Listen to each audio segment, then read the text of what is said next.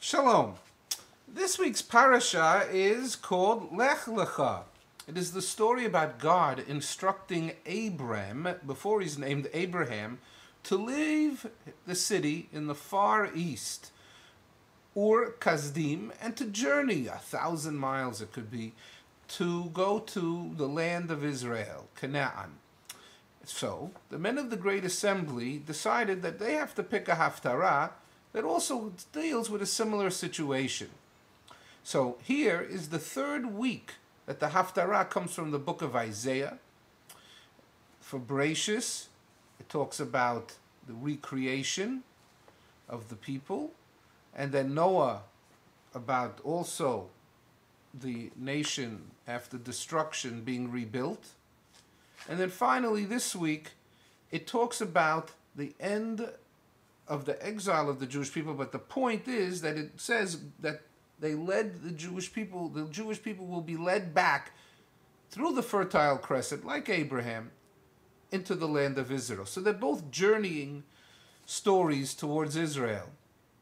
The interesting thing about the exile is that the Jewish people lost their direct link with God, which was the Beit HaMikdash, which was the Holy Temple, which was Israel. It was a place that they could atone for their sins. It was a place where they came for blessings on their fruits and vegetables and animals, and that they felt that they got the blessing there.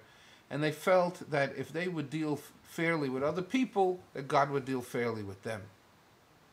So now you have this parak of Isaiah, this chapter of Isaiah, from the part of the book that discusses the return from exile.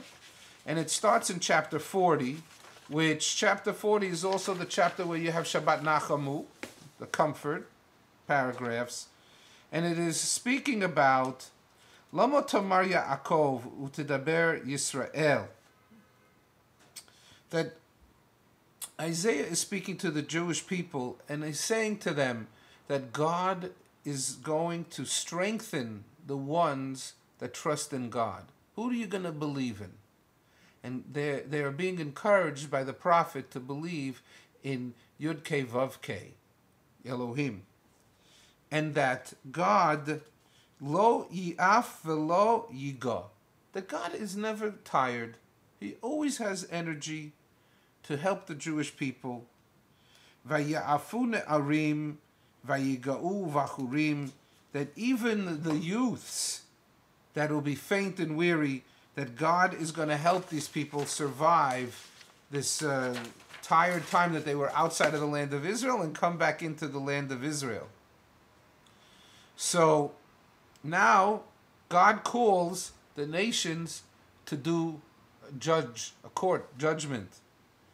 And he's asking that who are these people that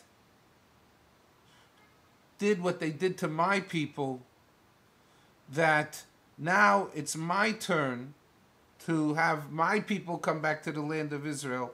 They're going to no longer be exiled, and they're going to return to the land of Israel. And that ish et re'ehu ya'azru, that everybody is going to help his friend, his neighbor out, and no one will fail to do so. And then again it talks about how the Israelites will this time defeat their enemies.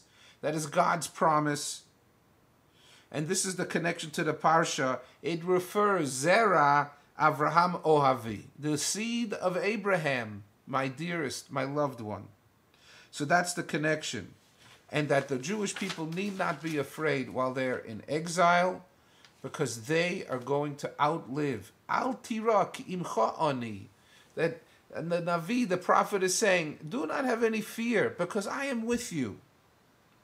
And that al tiri, again, it is reminding them, do not be afraid, Tola as Yaakov, the worm of Yaakov.